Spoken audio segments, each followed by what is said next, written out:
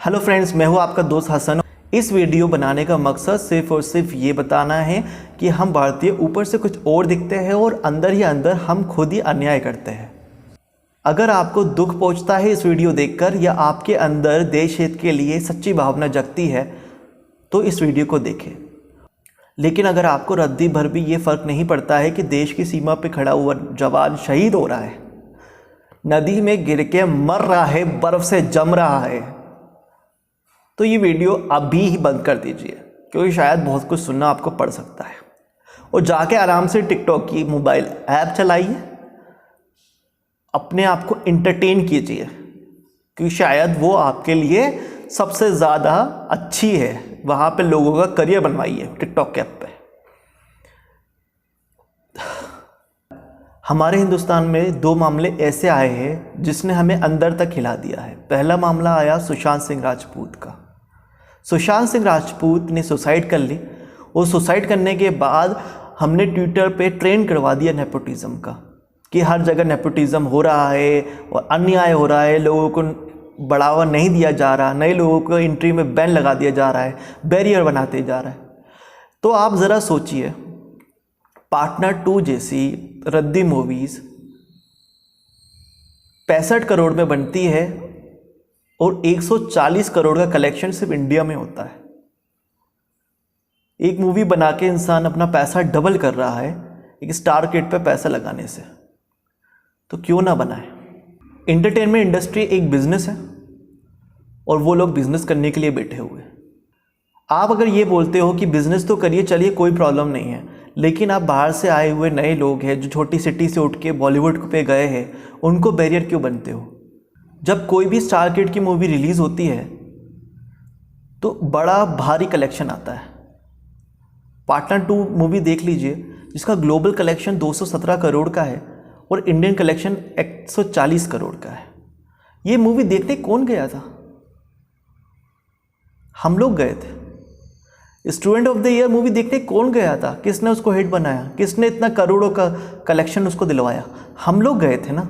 अगर हम खुद ही मूवी देखना छोड़ दें स्टार किड्स की, तो वो लोग बनाना भी छोड़ देंगे, क्योंकि वो अपना नुकसान तो नहीं करवाएंगे ना। तो हमारी जो डिमांड है वो उसी का सप्लाई दे रहा है। अरे गोविंदा की लड़की आ रही है मूवी में, अरे श्रीदेवी की लड़की आ रही है, अरे इसकी आ रही है लड़की, अरे उसका लड़का आ रहा है। यार ये तो हमने खुद ही दिमाग में किया है ना। और जब कोई नया लड़का आता है तो हम क्या बोला, अरे ये नया लड़का कौन है यार, कहाँ से आया पता नहीं यार। अपनी प्रेजेंस बनाने के लिए वो दिनों रात एक कर देता है, लेकिन हम उसको भाव नहीं देते।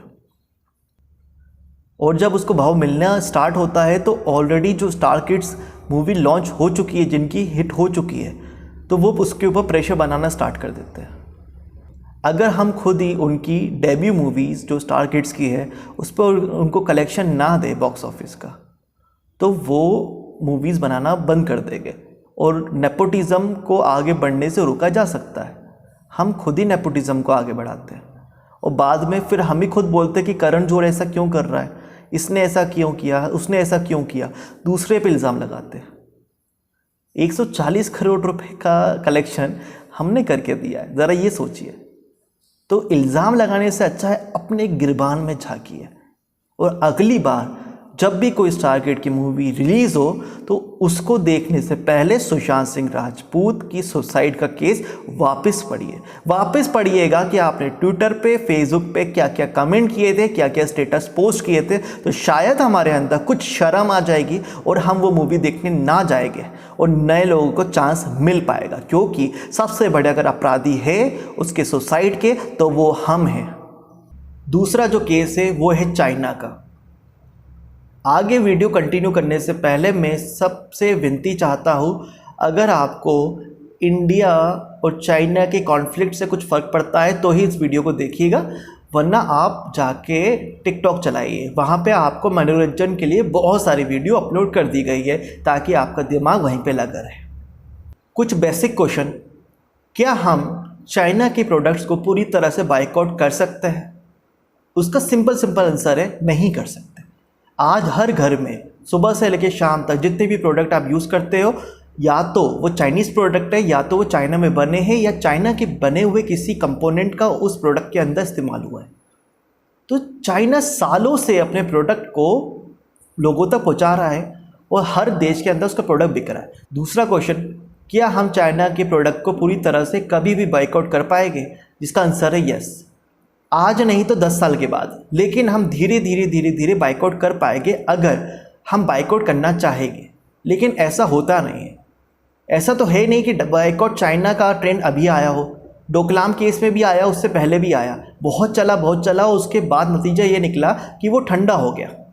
हम बोलते तो है कि बाइकआउट करेंगे, लेकिन स्टेप नहीं उठाते। सिर्फ फेसबुक के ऊपर हम स्टेटस डालते हैं, कमेंट करते हैं या हैशटैग लगाते हैं। उससे चाइना सिर्फ हंसेगा हमारे ऊपर और कुछ नहीं करेगा। तीसरा क्वेश्चन कि भाई हम ही बाइकआउट क्यों करें? इंडियन गवर्नमेंट डायरेक्ट ही मना क्यों नहीं कर देती है चाइना के प्रोडक्ट को इंडिया में लाने के लिए? एक WTO है, वर्ल्ड ट्रेड ऑर्गेनाइजेशन, जिसका मेंबर इंडिया भी है और चाइना भी है, और 164 अदर कंट्रीज़ भी है जिसके मेंबर। वो वर्ल्ड में होने वाले सारे ट्रेड्स को रेगुलेट करती है। तो इंडिया किसी भी कंट्री को डायरेक्टली बैन नहीं कर सकती अपने प्रोडक्ट को अपनी कंट्री में लाने के लिए। लेकिन इंडियन गवर्नमेंट इसके ऊपर स्टेप्स उठा रही है और धीरे धीरे हम स्टेप्स उठा लेंगे, लेकिन पूरी तरह से बैन नहीं कर पाएगी, क्योंकि इंडियन गवर्नमेंट भी ये जानती है कि हम लोग बहुत ज़्यादा डिपेंड है। एकदम से अगर बंद कर दिए प्रोडक्ट्स तो इंडियन इकोनॉमी पूरी तरीके से हिल जाएगी। चौथा क्वेश्चन, तो हमें अभी क्या करना चाहिए? क्या हमें अपने टीवी, फ्रिज जो चाइनीज़ प्रोडक्ट है या मोबाइल फ़ोन है उसको हथौड़े से तोड़ देना चाहिए? जी नहीं। जो भी प्रोडक्ट आप ऑलरेडी परचेस कर चुके हैं उसको बर्बाद करना आपकी खुद की ही कमाई को बर्बाद करने जैसा है। उससे चाइना को कोई फ़र्क नहीं पड़ता, चाइना को ऑलरेडी पैसा जा चुका है। पांचवी चीज़, तो भैया स्टेप क्या ले? स्टेप आप लीजिए एज़ पर गवर्नमेंट गाइडलाइंस। आप देखिए, इंडिया इंटेलिजेंस एजेंसी ने 50 ऐप्स की ऐसी लिस्ट बनाई है जो हमारी नेशनल सिक्योरिटी के खिलाफ है, जिसकी वजह से इंडिया का बहुत ज़्यादा डाटा हमारे बॉर्डर्स के पार जा रहा है। उन 50 ऐप्स के नाम ये है, जिसके अंदर पहला नाम जो आता है वो है टिकटॉक का। तो ऐसी ऐप्स को आप अपने मोबाइल से डिलीट कर दीजिए जो हमारी इंडियन नेशनल सिक्योरिटी के खिलाफ काम कर रहा है, जिसकी वजह से हमारी नेशनल सिक्योरिटी खतरे में पड़ सकती है। और इन ऐप्स को डिलीट करने से आपको कुछ नहीं जा रहा। और अगर आप सोच रहे हो कि भाई टिकटॉक जैसी ऐप ने लोगों के करियर बना दिया, तो भाड़ में गए ऐसे करियर। सबसे पहले नेशनल सिक्योरिटी का मामला है, भारत का मामला है, उसके बाद दुनियादारी आएगी। तो ऐसी ऐप्स को सबसे पहले डिलीट कीजिए। यूसी ब्राउज़र हुआ, वीचैट हुआ, टिकटॉक हुआ, इन 50 ऐप्स को डिलीट कर दीजिए अपने मोबाइल से और इनके अल्टरनेटिव्स को इंस्टॉल कीजिए। दूसरी चीज़, क्या हम चाइनीज़ प्रोडक्ट खरीदना बंद कर दें? मैं नहीं बोलता कि बंद कर दीजिए, क्योंकि अभी हम सक्षम नहीं हैं सारे के सारे प्रोडक्ट के अल्टरनेटिव बनाने के लिए। लेकिन 500 ऐसे प्रोडक्ट हैं जिसके अल्टरनेटिव इंडिया के अंदर मौजूद है, वो बनते हैं। CAIT, confederation of all Indian traders, एक एसोसिएशन है जिसने 500 प्रोडक्ट की लिस्ट जारी की हुई है कि ये प्रोडक्ट्स जो चाइना से आते हैं लेकिन इसके अल्टरनेटिव्स हमारे इंडिया के अंदर ऑलरेडी मौजूद है। आप उन प्रोडक्ट्स को खरीदने की कोशिश करें जिसके अल्टरनेटिव है। तो भैया, और जिसका अल्टरनेटिव नहीं है तो उसका क्या करें? अरे जिसके अल्टरनेटिव नहीं है वो आप खरीदते टाइम 3 चीज़ें देखिए। पहली चीज़, वो कंपनी जो चाइना की है और चाइना में प्रोडक्ट बनाती है उसको रेड सिग्नल दिखाइए, बचिए।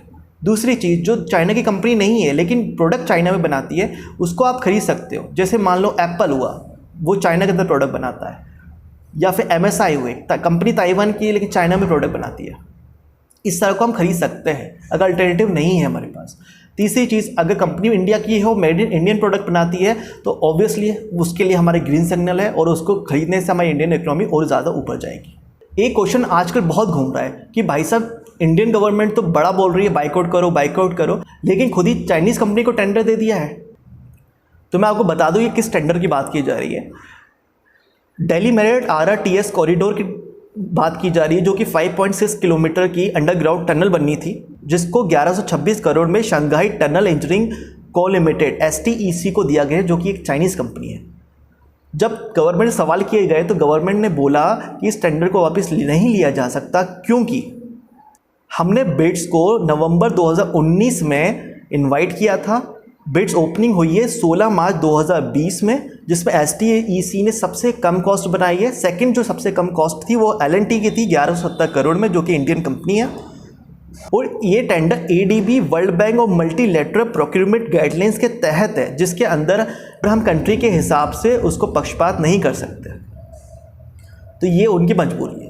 लेकिन आने वाले बहुत सारे ऐसे टेंडर है जो कि इंडियन रेलवेज़ के टेंडर है या और कॉरपोरेशंस के टेंडर है जिसमें चाइनीज़ कंपनी ने ऑलरेडी बिड लगाई है, तो उसको किसी ना किसी बेस पर रिजेक्ट कर दिया जा सकता है।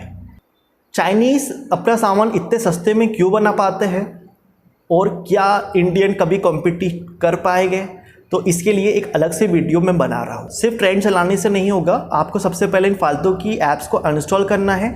सेकंड, आप वो प्रोडक्ट ख़रीदना है जिसका अल्टरनेटिव इंडिया में मौजूद है। तीसरी चीज़, अगर वो अल्टरनेटिव नहीं है तो अब आप एक चाइनीज़ कंपनी का प्रोडक्ट या मेड इन चाइना का प्रोडक्ट खरीद सकते हो।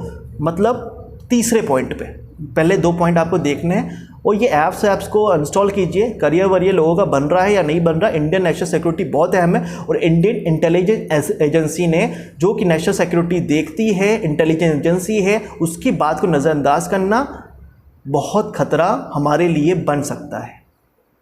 तो अपनी दोगलेबाजी छोड़िए। जो डोकलाम में या उससे पहले आपने बाइकआउट चाइना का ट्रेंड चला के बंद कर दिया था, अब वो बंद ना कीजिए।